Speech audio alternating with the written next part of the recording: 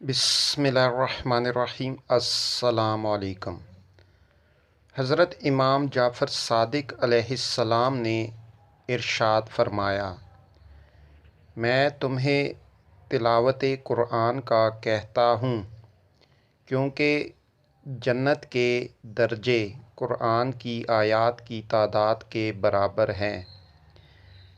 قیامت کے دن قرآن کی تلاوت کرنے والے سے کہا جائے گا، قرآن پڑھ تاکہ تیرا درجہ بلند ہو۔